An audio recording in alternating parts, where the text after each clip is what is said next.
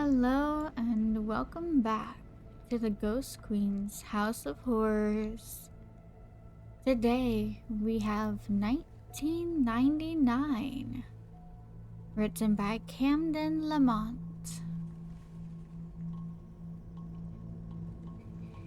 In a cellar somewhere, standing before the camera, a man in a tatty moth-eaten bear suit says hello to the small handful of watching children. This is a public access show viewed by only a small number of fans, a small number that includes you. As a child, you love Mr. Bear. You don't care that he broadcasts from his cellar, but there's always something remarkably dark about the way those polished bunting eyes stare into camera lens. No, as a child, you don't see those things. When Mr. Bear suggests you write to him, you jump at the chance. When he writes back asking you to visit him, you jump at that chance too. As a child, there are some things you just don't see. You don't see the man beneath the bear suit, or that bears have teeth and claws. As a child, there are some things you don't see. And of course, there are some things that you aren't supposed to. The year is 1999. That sentence brings me back to my senior kindergarten class when I was 5 years old, where we used to read out the date on the blackboard every single day. The year 1999 exists as a stain in my mind. However, as a memory that will not go away no matter how I try to forget.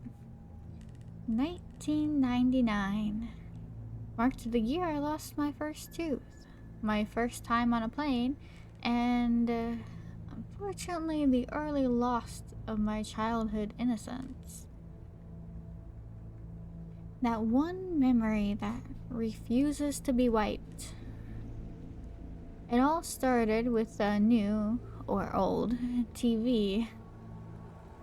At that time, Pokemon was the latest fad to hit the school. Pokemon cards, games, stickers, and the most popular, the TV show. So of course, every time I came home from school, I would stay glued to the TV until Pokemon came on at 5. The only problem was that my dad watched the news at 5:30 and Pokemon episodes were back to back, which meant I had to miss an episode every day. Something I whined on and on about. My dad got tired of hearing me complain every day. That must be why he went and bought another TV.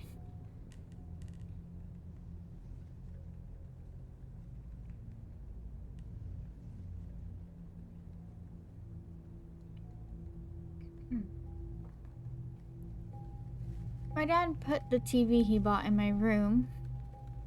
Unfortunately, it was just an old, small boob tube, with rabbit ears even. It only had about 20 channels available, not including the channel Pokemon was on. I recall I didn't care though, I was just thrilled. I had my own TV in my room. After surfing through the channels, I came to the conclusion that only channel 2, TVO Kids, was worth watching, so I watched that for a while. It wasn't for another few months until I discovered channel 21. One day in April, I was flipping through the channels, trying to see if Pokemon was on. I pressed channel 21 into the remote, hoping there were more channels, and to my delight there was. My dad seemed surprised too, but he let me watch it because it seemed to have kids programs on. The channel was called Camden Local 21, and I later found out that it was indeed broadcasted from the town of Camden, Ontario, a town very close to my city. The shows I saw in Camden 21 looked poorly made, and I never understood what was going on in them half the time. However, as I grew up, every time I thought of that channel, I realized more and more how messed up the shows were, and I had to ask myself, what the fuck was I watching? The following is a list of shows and episodes I remember seeing on Camden Local 21. How I remember such details even disturbs me, but I guess things like this stand out in your mind for a while. The channel only ran a few shows, probably because it was only operational between 4 and 9 p.m.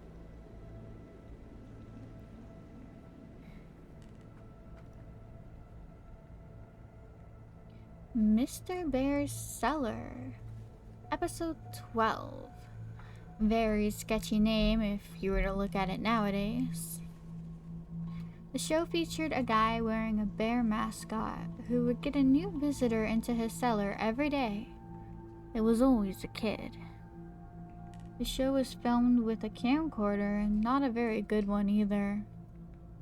The police asked me a lot of questions about the show. This episode started with Mr. Bear sitting at a table playing checkers by himself. He sat there playing for a bit until there was a knock on the door.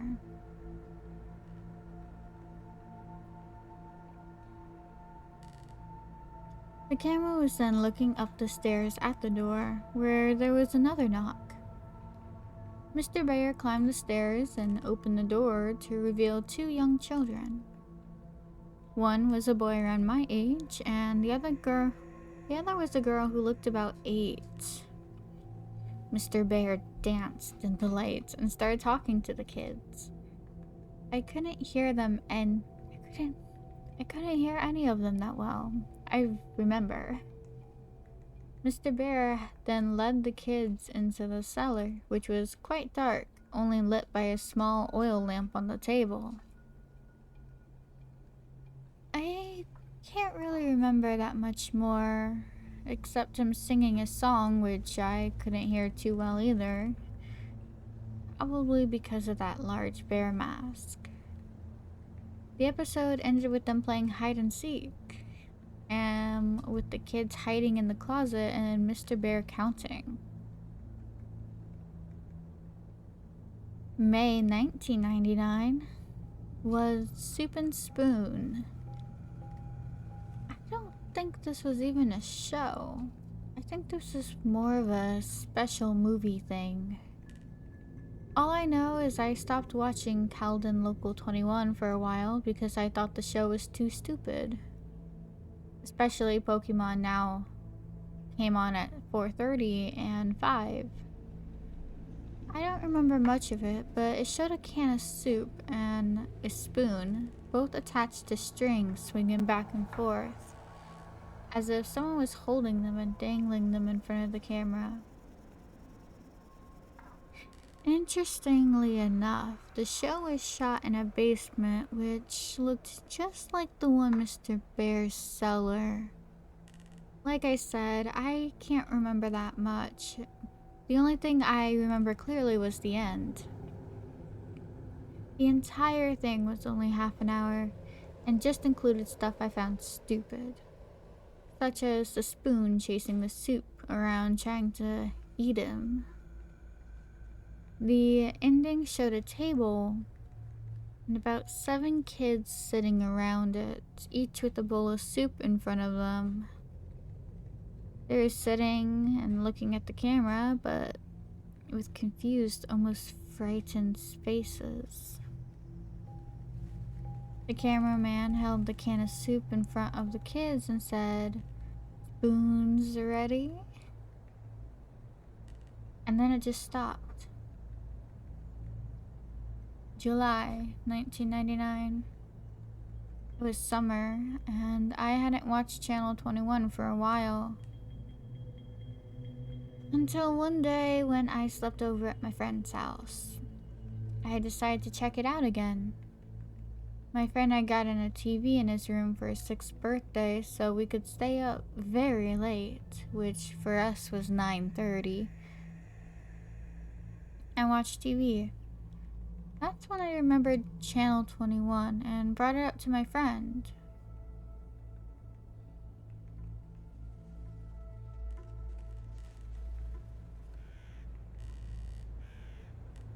We decided to see if it was on, and to our surprise, it was. They must have changed the broadcasting time. Mr. Bear's Cellar, episode 23. This episode was entertaining for my friend and me, mainly because it had swearing. However, when I think of this episode, I realized something was definitely wrong when it was filmed. The episode started with the camera on its side, while it was facing Mr. Bear, who was walking upstairs to the cellar door. The camera then blocked out for about a second before fading in, back upright and facing Mr. Bear. There was also another kid talking to him, but this kid looked about 11 or 12. He was talking to Mr. Bear for a while, but I couldn't hear well. Again, a crappy camcorder. Until the kid started raising his voice. The kid was saying how it was late and his sister had to go home. You could also hear more voices in the background. I remember Mr. Bear clearly saying, "Get the fuck out, you're not invited," with a deep voice muffled by the bear mask. I remember my friend and I looking at each other and laughing at the mention of the forbidden F word. But the episode got weirder. The kid began climbing the stairs before turning around, saying he was gonna call the police. Mr. Bear began breaking into a run towards the kid, who started screaming and running as well. The camera then cut out, and that was the end of the episode. The channel then turned into static shortly after. August 1999. I didn't want to watch Channel 21 after that. In August, I grew more curious to see Mr. Bear's cellar for some reason, though. The last episode I saw of Mr. Bear was weird and had swearing, which also made me think the show was also meant for teenagers. Nonetheless, I flipped onto Channel 21 when my dad was busy. Mr. Bear's Cellar, episode 28. Apparently this episode had been playing the entire month of August. It was studied a lot by the police. The entire episode was just Mr. Bear sitting in a chair talking to the audience. "Hello, kids. Do you want to visit my cellar? If you do, please write me a letter at this address." The screen then switched to a white screen with multicolored letters reading the address, and that was what remained for the rest of the episode. This repeated for 5 hours every day until September came. And guess what I actually did? I sent, quote, Mr. Bear, or that sick bastard who portrayed him, a letter. I did it out of curiosity mostly. My dad was okay with it because he thought it was a legit kids show. But then again, he never saw any of what was on Channel 21. I wrote a letter using my best writing possible. I think I just said how I wanted to meet Mr. Bear, so my dad sent the letter to the address Mr. Bear said on the show. It stayed on all day anyway for some reason. It took about a week to get a response, which I was surprised that I did. I still have the letter I received on August 15th, 1999. The letter read, Dear Elliot, thank you ever so much for your letter. I would love to have you in my cellar. We play games, watch movies, and go fire camping in the middle of the woods. Come out to my house at... The police cut out this address. Camden, Ontario, Canada. I look very forward to having fun with you. Love, Mr. Bear. I cannot believe my dad never found this sketchy, because he actually took me to the house. And that's when the police became involved. Those endless questions, those pictures of terrified kids, the woods. That brings me to why I'm writing this blog. That psycho and his friends did some fucked up shit back then, and now it seems he's trying to get into contact with me again. The entire policing is coming back. That has brought 1999 back to me. Over a decade later, it is happening again. Update, November 14th, 2009. People have been emailing me asking what exactly happened in 1999. I will get to that. Those weird TV shows I was watching apparently were meant to attract kids to Mr. Bear's house. What Mr. Bear did shocked the entire town. My dad actually drove me to Camden along with the address Mr. Bear left on the letter. The house was actually in the outskirts of the town, in the open farmland.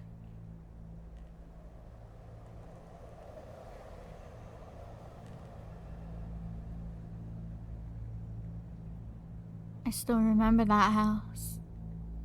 It looked like an older farmhouse that looked to have been built in the early 1900s.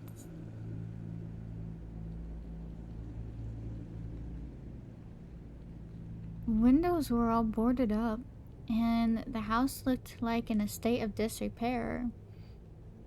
As we walked up to the house, I remember my dad checking the address over and over again and looking up at the house in disbelief.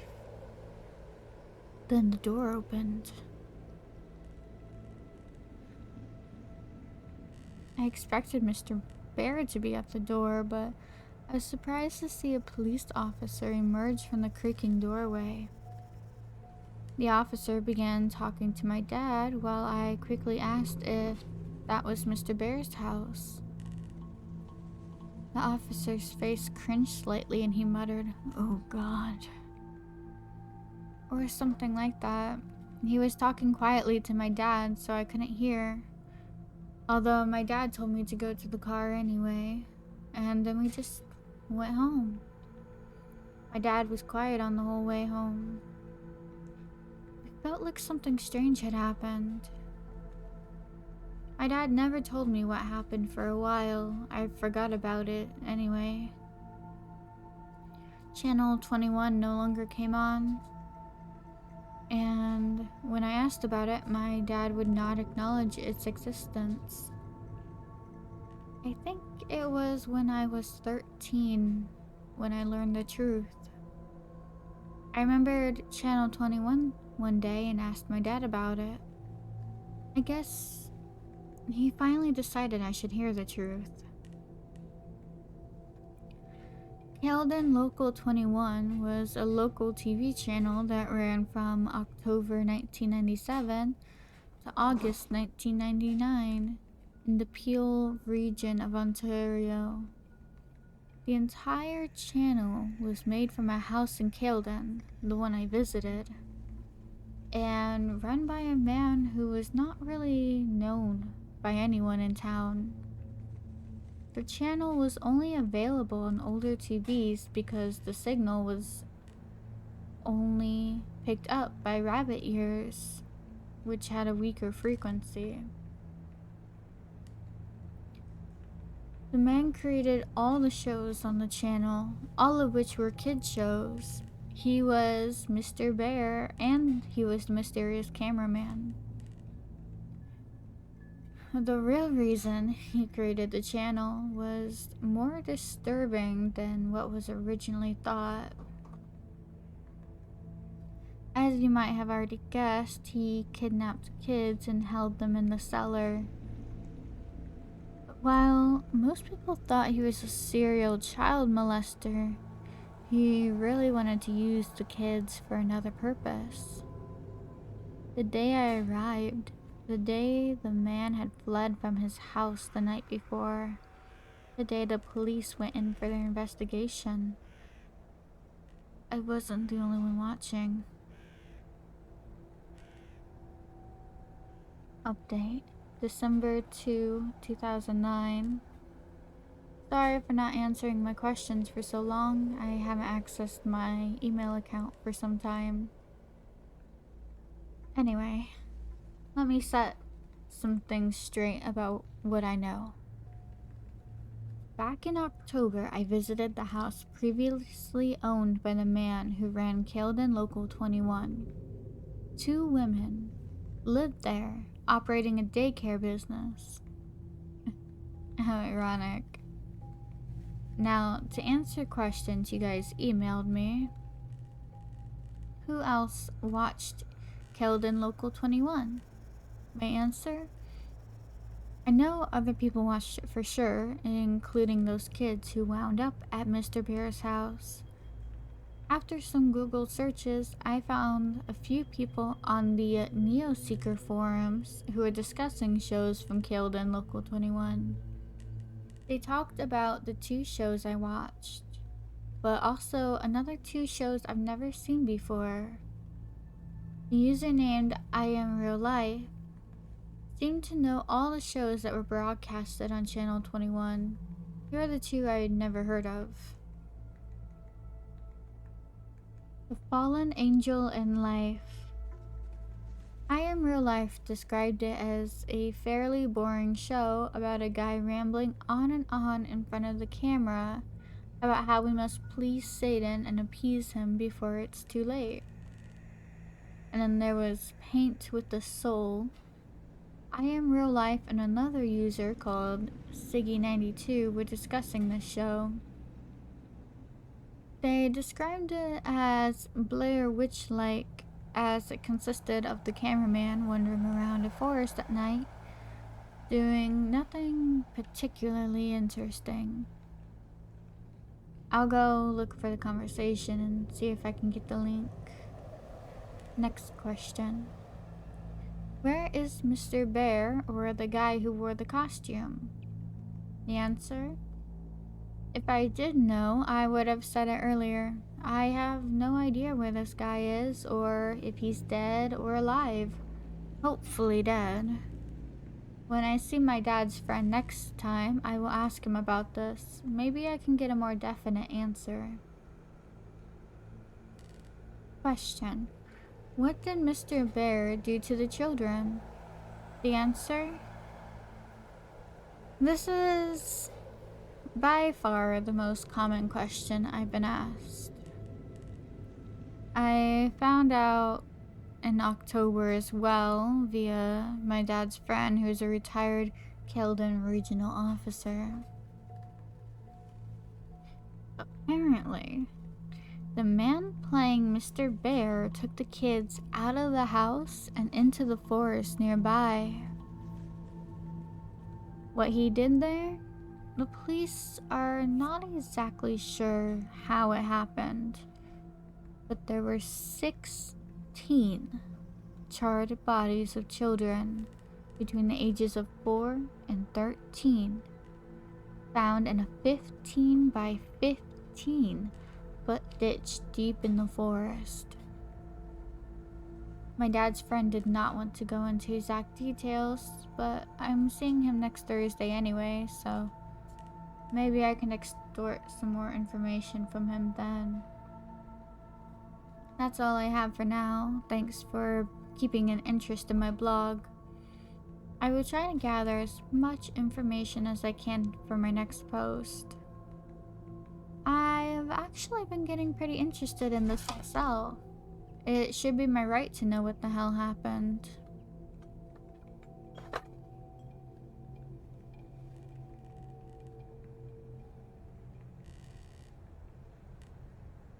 Update January 14th, 2010. I'm sorry I haven't posted anything in a while. I kinda lost interest in this blog once I hit a standstill while looking for more information about the identity of the owner of Camden Local 21. However, a few weeks ago, I struck gold. I found some answers, surprisingly, from a father of a kid I used to babysit. He lives just across from my street, and I used to look after his kids when they were younger. He currently doesn't have a job either. He used to live in the woods outside Camden and witnessed the owner's activities in the woods. His name is Anthony Polo. When he lived in this small bungalow outside the woods, he would often venture in to smoke a joint of marijuana or two before returning to his work as a wood craftsman. Paulo described that sometimes he would hear voices of children coming from deeper within the woods, as well as a glowing light off in the distance. Paulo told me these events started in late 1997. Note, this is around the time Camden Local 21 began airing. He apparently became annoyed by this happening every once in a while and actually went to investigate. Paulo described what the whole scene looked like when he got there. There was a group of kids, he said about 13 to 17, and their ages were 5 to 12, gathered around a large fire pit with a burning fire. With them was a single adult. Paulo talked to the man, noting his unusual unkempt appearance of a crackhead, as well as his constant twitching, and asked what he was doing out in the forest with children. The man said they were on a camping trip, something they did frequently. Paulo, not suspecting anything, as Camden has one of the lowest crime rates in Canada, he simply left it at that and told them to be quieter. Paulo then paused for a while before telling me they never became quieter. In fact, sometimes he heard loud chanting from the children in an unknown language. He didn't bother meeting with the man again as he was moving anyways. I told Paulo that the man was probably the owner of Camden Local 21, but he doubted it, as he heard that man was moving to Pickering by several other residents near that area. Here is what I know. The man would take kids into the woods regularly for, quote, camping. The fire pit Paulo described may be the hole the bodies of the children were found in. The children Paulo saw were probably the ones found dead, and the man moved to a city called Pickering, a smaller city east of Toronto. I will discuss this with my dad's friend, the ex-cop, and see if it matches anything the police knew about the man. I also want to see if he has any other knowledge of what was aired on Camden Local 21. Update February 10, 2010. Good news, guys. I talked to my dad's friend and he disclosed a lot of information for me. First, I asked if the police had any information on the man who ran Camden Local 21. He replied that they only had some of the same leads for years and never found a suspect. However, The Peel Regional Police do have some of the tapes found in the house Camden Local 21 was broadcasted from. He took me over so I could watch a few. I guess I haven't said much about him yet. My dad's friend's name is Mitchell Wilson, a pretty nice guy. He seems to understand my thirst for knowledge on what happened during the late 90s in that house. He feels it was wrong that my dad went so long without telling me much. He took me to the Davis Road Police Station. If you don't know, that's the largest station in Camden and one of the largest within the Peel region itself. Each of the main stations around Peel have some of the tapes. I was able to watch all of the footage that the Davis Road Station has. Unfortunately, I wasn't allowed to take any tapes home for obvious reasons. Paint with the Soul, Episode 10. Garbage Thrown Away. Paint with the Soul was one of the shows that I Am Real Life and Siggy 92 discussed on NeoSeeker. I told the police about this and they informed me that 12 episodes of the show were made and broadcasted between December 5th, 1997 and January 8th, 1998. Exactly as I Am Real Life and Siggy 92 described, the episode opened with the cameraman wandering around in a forest. It appeared to be during the evening, as it seemed the sun was setting. The cameraman walked along a path until he got to an area where there was a lot of garbage lying in the leaves. The camera looked around at the various wrappers, bottles, bags, and boxes, making sure each item got a few seconds of screen time. The camera then focused on a single area before the man spoke. I recall he spoke in a very timid, quiet voice, and I swear I've heard it somewhere else before.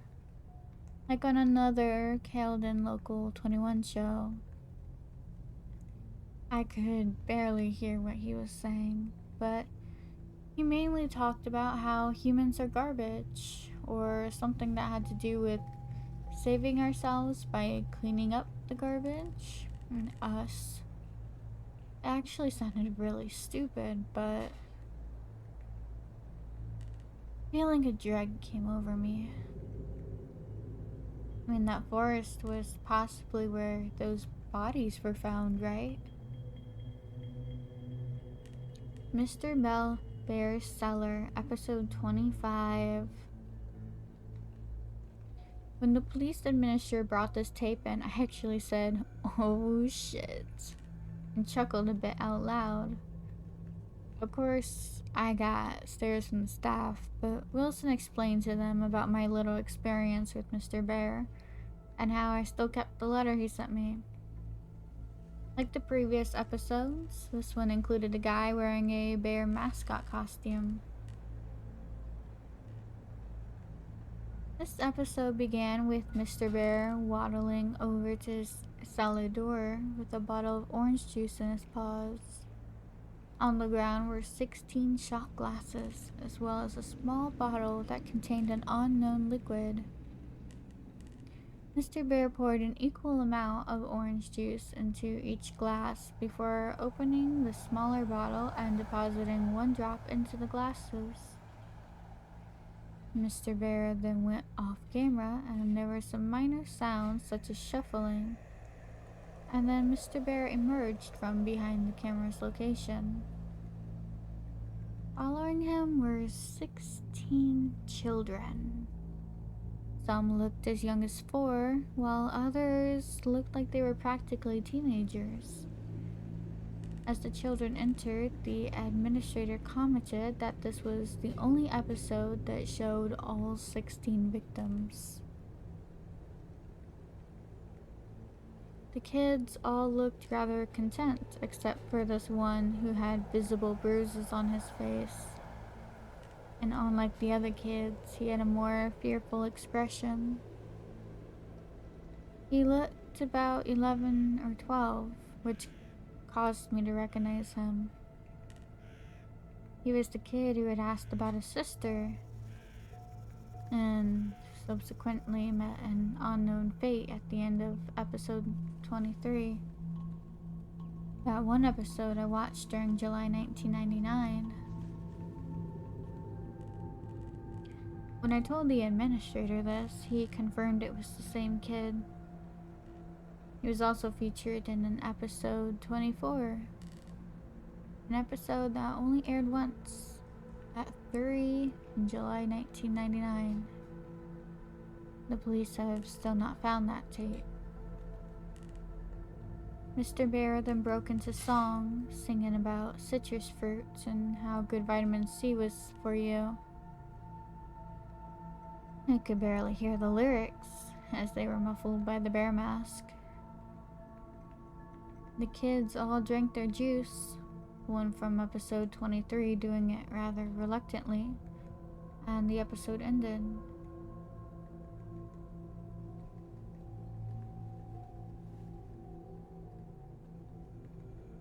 After viewing the tapes in possession of the Davis Road Police Station, I'm satisfied, but only temporarily. Still want to know the full story. The police just keep giving me the same crap about the creator of the Camden Local 21 being a fetish pedophile as well as an apparent cultist. I'll sign off for now, get into university first, and get information later. Hopefully I'll get back to this blog as soon as possible.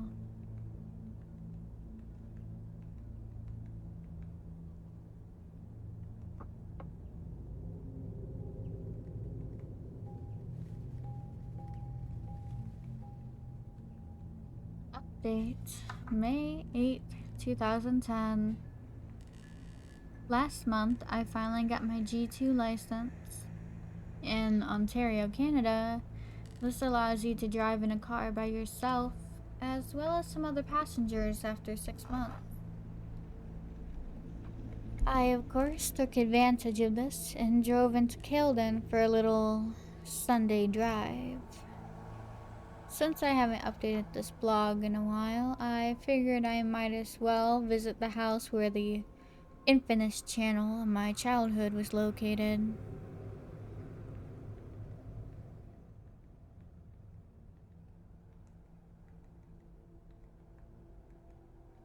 The house looked different than when I last saw it in October. The place was no longer used as a daycare and just sat there abandoned. However, it did have a for sale sign showing that someone still owned it, wanting to get rid of it.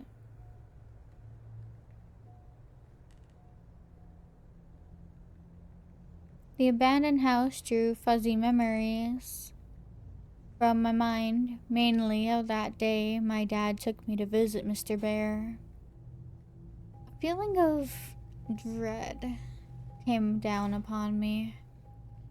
What happened to the children while they were living in that house?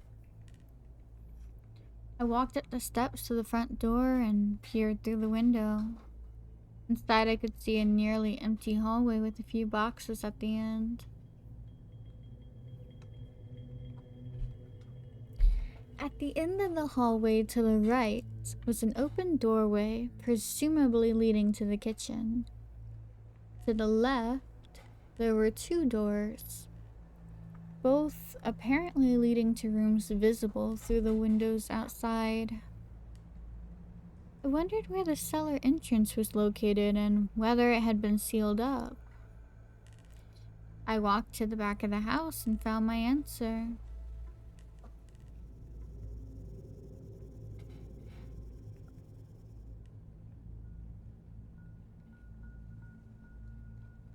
Two wooden doors lying at an almost flat angle were padlocked shut. this had to lead to the cellar. Not wanting to hang around, you can imagine what was going through my mind at the time, I departed. Behind the house, the empty field continued on until it reached a dense forest that lined the horizons. I wondered if it was that forest where the bodies of the children were found. I thought to myself, fuck it, and proceeded to walk across the field behind the house and into the forest.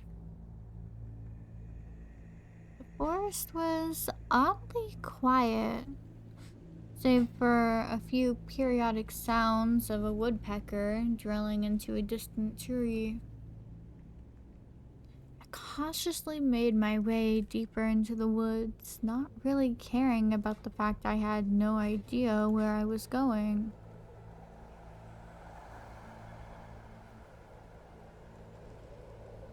I don't know how to explain it, but it felt like there was something I had to find. I came to a thinner part of the woods and a few small houses in the distance. Hollow's house crossed my mind, and I wondered if one of those homes had belonged to him. I neared a small clearing, which I could see 3 adequately sized logs gathered around in a black charred area, showing a fire had been lit there recently.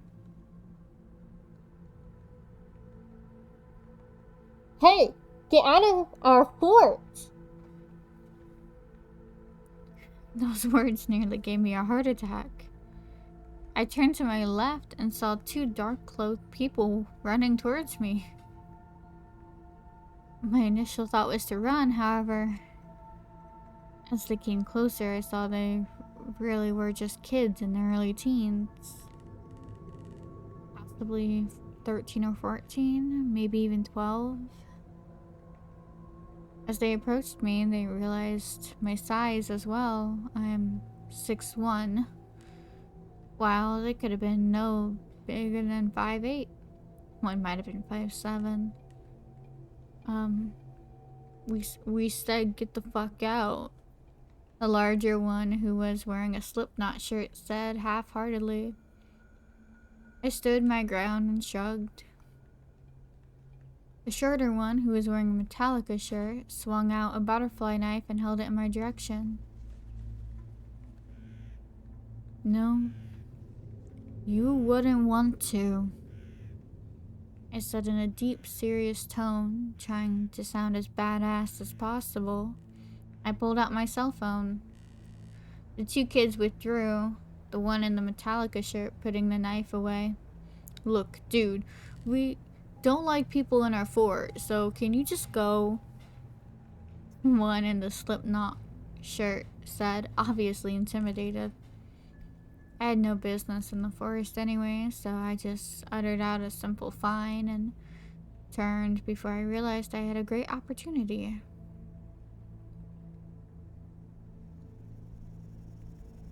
Did either of you hear of a guy who has murdered a bunch of kids in these woods about 13 years ago? I asked the kids. The 2 looked at each other in confusion before the one wearing a Metallica shirt answered. Yeah, everybody knows about that guy, he said to me as if I was stupid. The kid in the Slipknot shirt continued. He still lives around here, in the storm drain. My big brother's friend said he saw him in a bear costume once, wandering around the forest at night.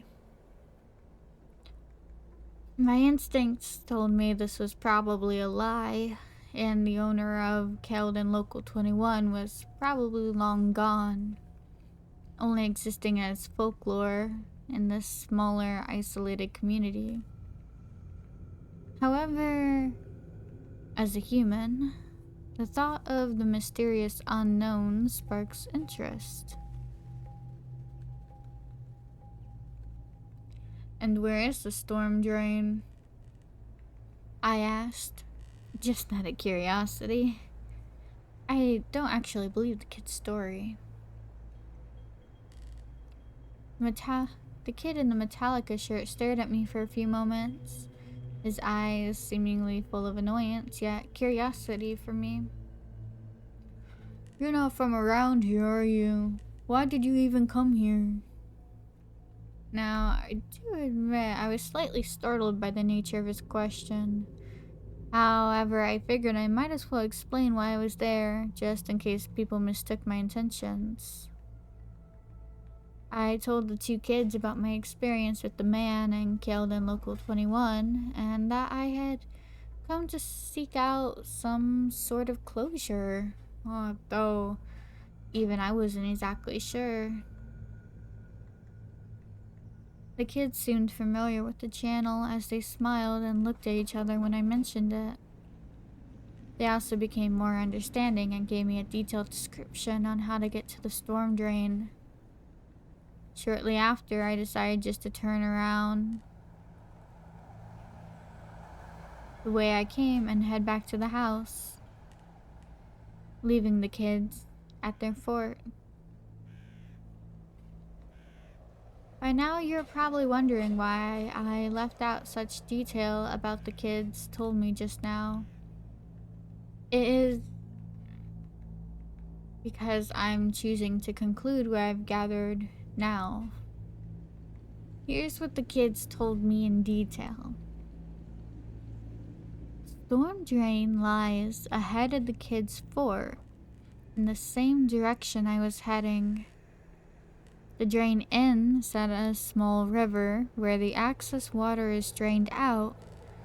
Near here is a small playground.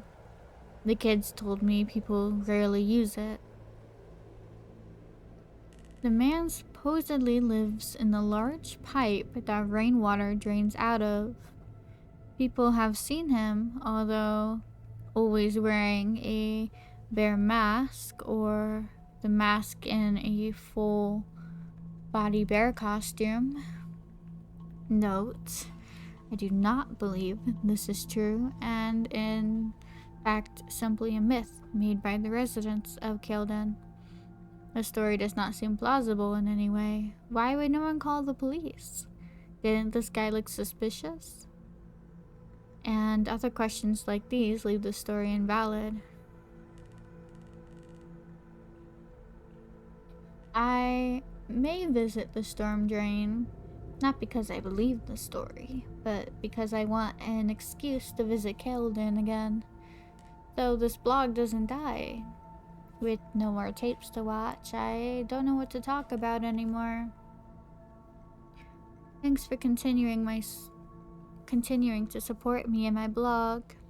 I know many are looking forward to more information about what happened in Camden during the year 1999, and I will do my best to continue my research into the topic. Elliot out.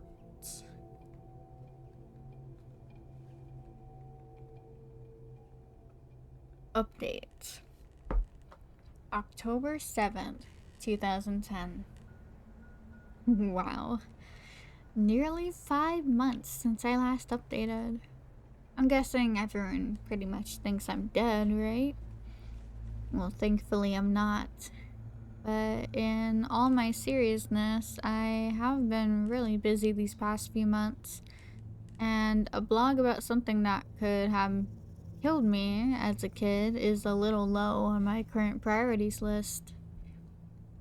As of now, I'm living in Waterloo, Ontario, attending the University of Waterloo for computer engineering. Yeah, I'm a keener. As you can imagine, engineering is no walk in the park. But obviously, I nearly forgot about this blog, but as you see now, I am back.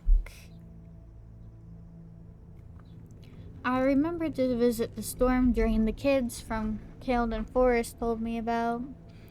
It was out in the clearing between the wooded areas. Maybe a marsh? Unfortunately, I found absolutely nothing. Same for a turtle that retreated into its built-in home when it saw me. I snapped some pics of the pipe, which I posted as well. Also, let me tell you, it was not a storm drain like they said it was. What I saw was a simple pipe, possibly to channel the excess water from the marsh. When I returned from Camden, however, I simply kept putting off uploading everything until I forgot about my blog. It just didn't seem important anymore. Please forgive me. It wasn't until only recently that I am now interested in my case again. On September 10th, I received an email from this email address, returnthebee@hotmail.com. Funny, am I right? Well, it gets better. I'm going to copy and paste the exact email this guy sent me. Dear Elliot, my dear, dear boy. You see, this story may or may not be true, but it could happen. There are many slots for airtime. If you have money, you can access public TV channel. Some public access channels share airtime with EWTN. Religious channel based out of Michigan. That shows Catholic-based programming, but during the off-air hours have independent shows or just blue screen. Cable networks have empty channels available for rent space. So the scenario of a pedo renting a channel on basic TV is not far-fetched at all. However, public access TV is widely reviewed and can be terminated at any time. These are the rules for United States, not for Canada, where this story took place. So if this happened in the US, the pedo would have been trapped and arrested immediately. Yes, this story could have happened, but is unlikely. 100 fuzzy hugs, Mr. Bear. Now, obviously, this letter is fake and sounds almost corrupted. But still, I would like to thank whoever sent it, though they could use some English lessons. Just reading this letter creeped me out, but because of it, I am now full of this new interest to continue my blog. I guess it's just funny trying to pursue the mysteries I've always questioned.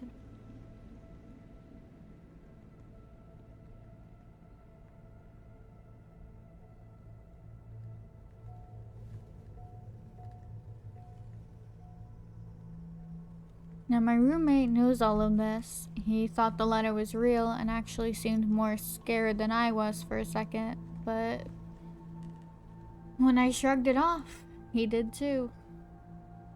I mean, what are the chances of this being real?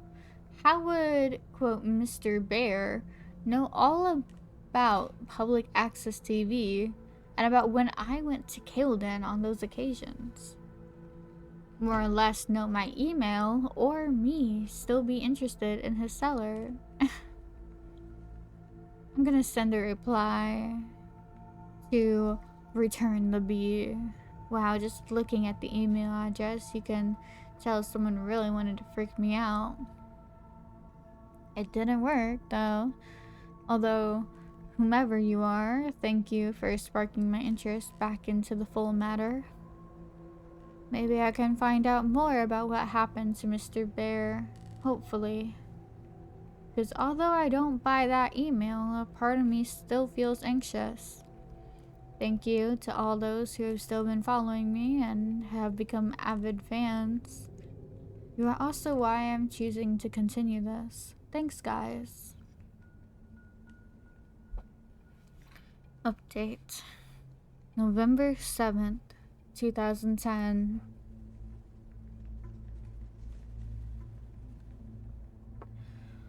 Wow.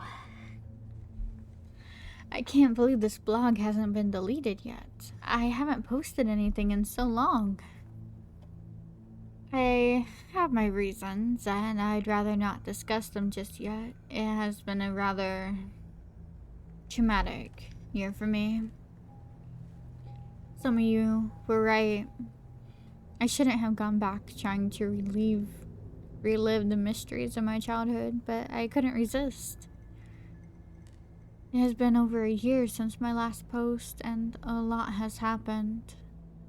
Let's recap where I'm at right now with regards to the whole Mr. Bear incident. returnthebee@hotmail.com is no longer in use. I tried replying to the email, but when I got no reply, I tried again a while back. Still no response. I've actually moved up to Ottawa, capital of Canada, for those who don't know, for university, and I haven't been back to Camden or back home in the Peel region for a while. I had my reasons for leaving, as you can guess why. I've had to make a new email account because people keep prank mailing me pretending to be Mr. Bear. Thanks a lot, guys. Not. Why have I ventured back to this blog? Well, Mitchell Wilson, remember my dad's ex-cop friend, gave me a phone call on October 23rd about a tape that was found in a branch of the Brampton Public Library. Brampton is my hometown, in case you haven't picked up on that. He claims he isn't allowed to discuss the contents of the tape with me as it's still evidence, but he asked me to come check it out when I return home. That tape got the gears grinding again because we all know what was on the last tapes I saw. I can only imagine what can be on it. I'm guessing it must have something to do with killed in Local 21. I guess I just wanted to say I'm continuing this blog, and thank you for everyone who still follows it.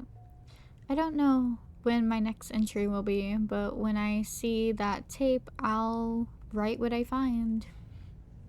I don't know what to expect, but the idea of seeing another tape has gotten me interested in this whole mystery all over again. Signed, Elliot.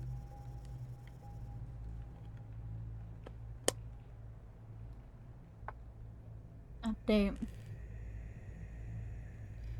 January 21st, 2011. It's been a long year for me.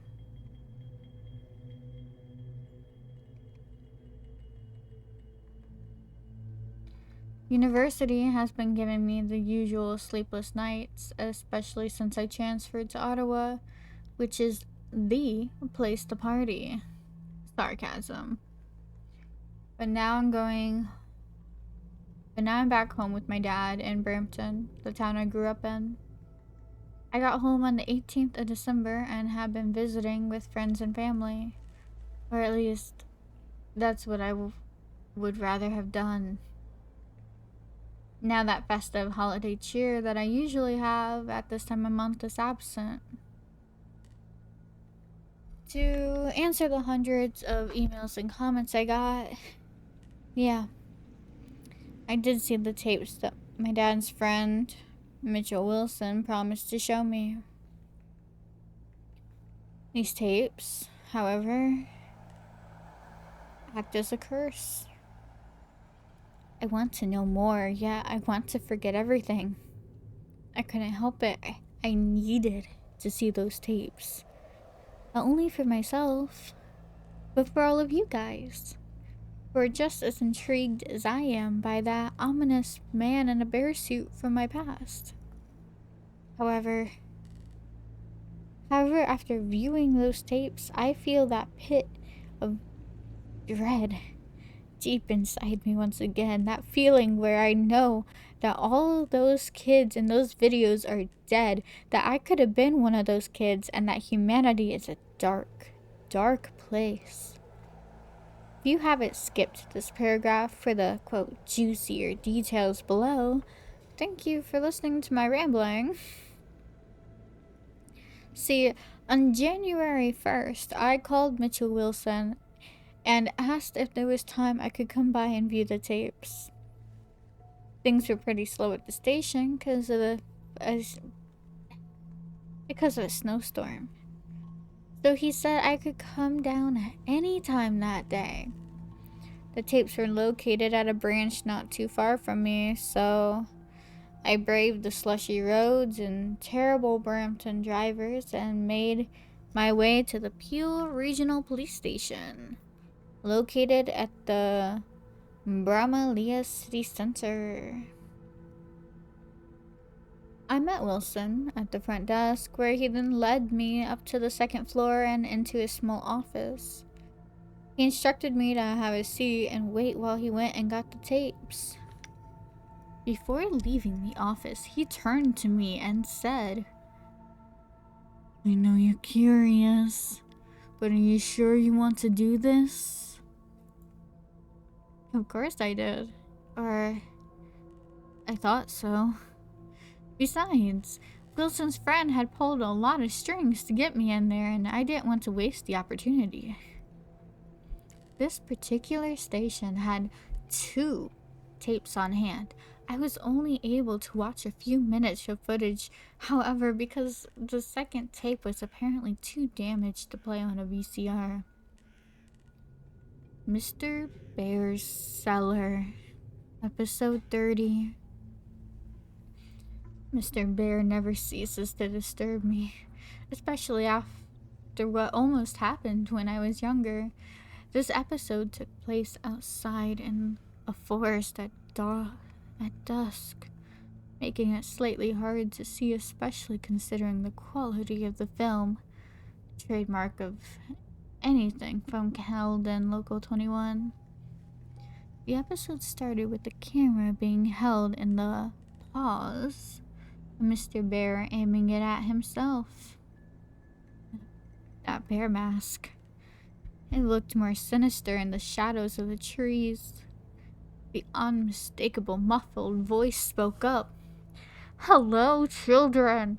Today I will be doing a wonderful thing for my friends. I will be delivering them to a faraway land where they will surely be happy." Mr. Bear turned the camera around to show an ATV with an attached trailer. But what stood out the most was that the trailer contained 7 motionless children lying side by side. This here is the first load, but there will be more on their way soon." Mr. Bear turned around and pointed the camera at a large burlap tarp spread on the ground. He picked up the tarp, revealing a large hole that must have been at least 12 feet deep and maybe about 15 feet wide. The rest of the episode consisted of Mr. Bear taking each kid and dropping them into the hole. I asked Wilson if they were dead. He shook his head and replied, "Not yet." Not yet. Soon all the kids were in the pit. Some were in awkward positions due to being tossed in, but they remained unconscious. "The vitamin C will surely help these children on a great journey that awaits them," Mr. Bear mentioned as he panned the camera towards multiple bottles of gasoline beside a bush. The camera zoomed into the bottles as Mr. Bear hummed before the episode ended. Wilson revealed to me that the 7 of the 16 victims were found burnt to a crisp. Gasoline is what the man playing Mr. Bear used to light them on fire. A pit full of burning children. Who the fuck would do that? Feeling of dread found me once again when I realized that I could have been one of those kids. Wilson then explained to me that he previously lied. The other tape was confiscated by the Bramala police branch. It worked and contained the filming of the actual burning.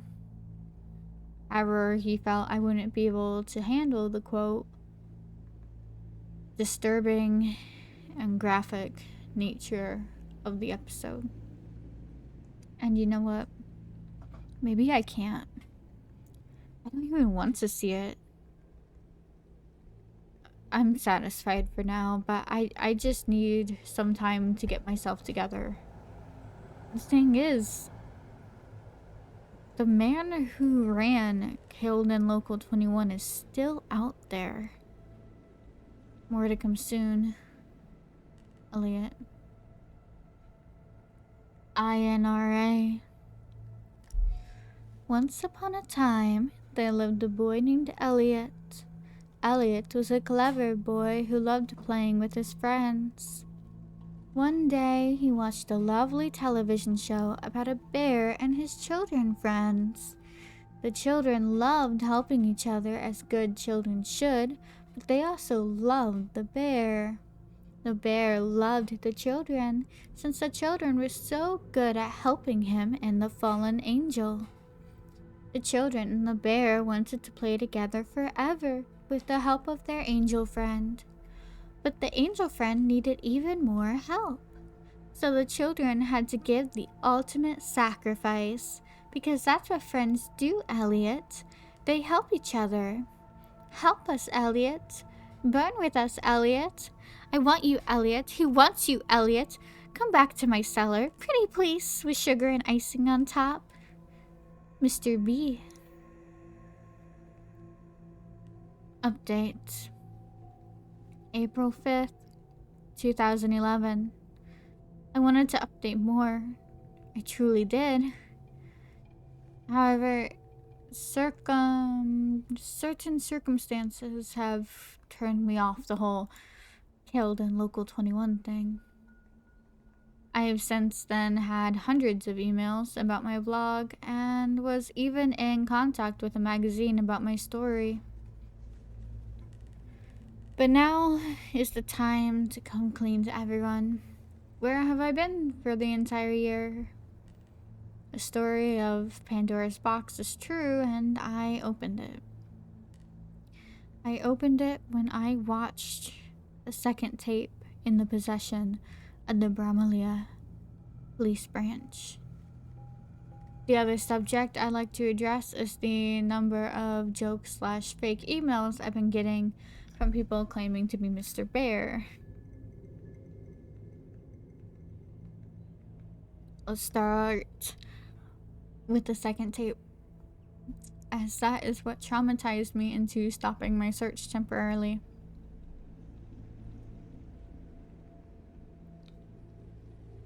After a few weeks of playing silent, I decided to ask Mitchell Wilson if I could view that infamous second tape he talked about.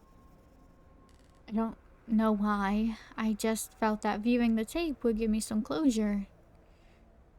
Wilson was obviously reluctant to show me, but I was persistent, so he gave me an offer. If I was interested, by the time I turned 20, he would show me the tape. Not being able to do much else, I played the waiting game. By the time my 20th birthday rolled around, I was definitely still interested in viewing the tape. I gave Wilson a call, during which he admitted that he had hoped I would forget about asking him again, but I was not taking no for an answer. You really don't need to see it, he kept telling me. But I did need to see it. I had to, at that point. Sure enough, he invited me to the Brahmala branch one Monday afternoon. Having watched every Saw film and a video of an animal slaughterhouse in my ethnics class, I was sure I'd be able to handle whatever the tape threw at me. naive I was. Mr. Bear's Cellar, episode 31. When Wilson went to collect the tape from evidence, the officer in charge of the evidence shook his head at me and his face saying, "What are you doing?" Wilson explained that this tape includes the last known episode of Mr. Bear's Cellar. I rightfully assumed I would be seeing the fate of the children and began to feel a sense of dread. The episode opened inside a forest, the usual one from the previous episodes. This fact took me a while to realize because it was night. The trees and leaves just looked like shapes dancing in the darkness. A faint glow of light was present on the right side of the screen. There wasn't any apparent audio. It appeared to be a windy night, yet the trees weren't making any noise. Slowly, the camera began to pan towards the glow, revealing smoke rising from a hole with the tips of flames peeking over the top. Wilson paused at this point. "Are you sure you want to see this?" he asked me. I insisted on it, even though a voice in my head was telling me not to. The video continued. The cameraman moved towards the hole, showing a pit of fire. This was the hole that I had seen in the previous episode, only this time it was filled with shapes. You could see the shapes moving around, fluttering, flailing. Some were motionless. I knew perfectly well what they were. The camera began to adjust to the light and burning flesh. Red, black, a blur of surreal movement and colors. I wish I could forget what I saw, but you can't forget a scene like this. This was not a horror movie, this was reality. Human beings were being killed in a horrifying way, a fate that I could have potentially met. The video suddenly caught at dawn. The camera now positioned farther away from the hole. The fire was out, however. There was still smoke rising up. A figure was up ahead. I recognized it right away. The Mr. Bear suit was laid out on the ground, empty. It looked just as unnerving. The suit was laid out in the shape of a cross. The cameraman did a lap around the suit, treating it like a treasured artifact. Placed at the head of the suit was a sign, and bold red letters I-N-R-I was printed out.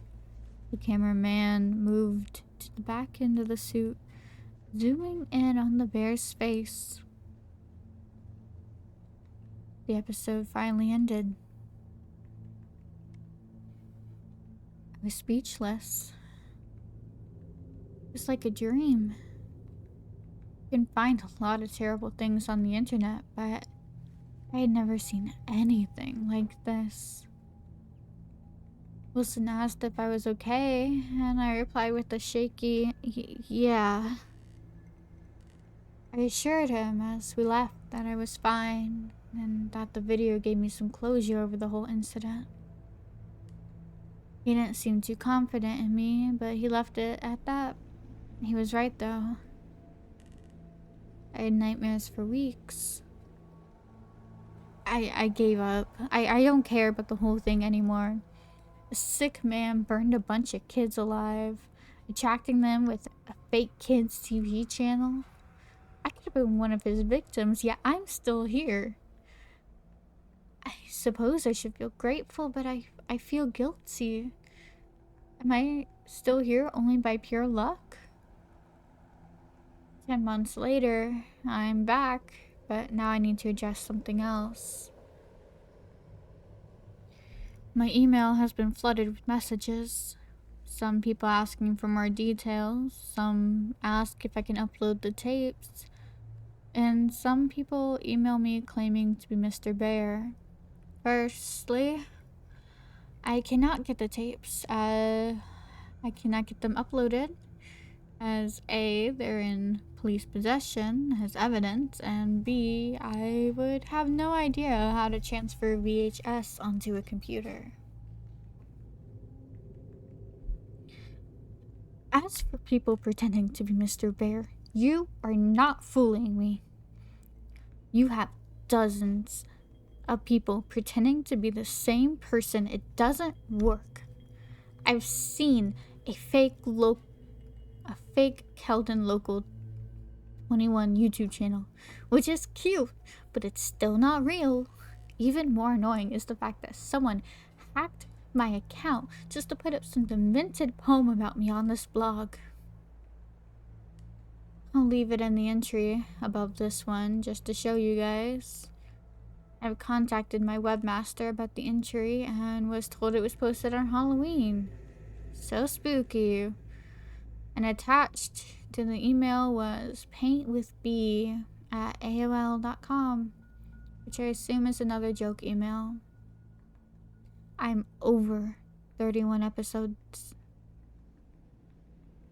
The images of what I saw will stick with me for a while, but I want to do one last hurrah. I will get into contact with Mitchell Wilson again and hopefully get set up with the tapes in the possession of the other Peel police branches. I'll try to update you guys as soon as I can. I'm sure this won't take too long. Thank you to everyone who still reads this.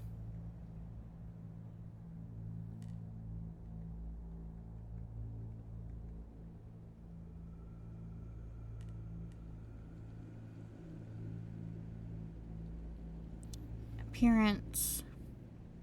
Whilst 1999 is a full story rather than an individual character, the main antagonist in the story, Mr. Bear, is the image most commonly associated with the story. In most depictions, the very small scale of the show is reflected in the fact that he is shown wearing a very low-budget moth-eaten bear suit.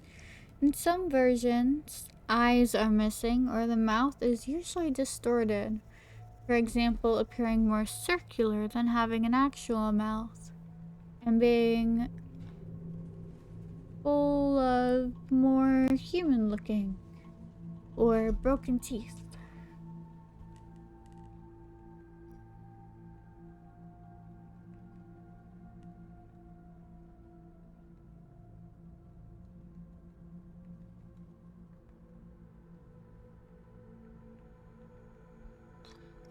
Alright, everybody. That is the end of today's reading. Be sure to let me know what you think down in the comments. Like and subscribe for more wonderful horrors. And sweet nightmares. Good night.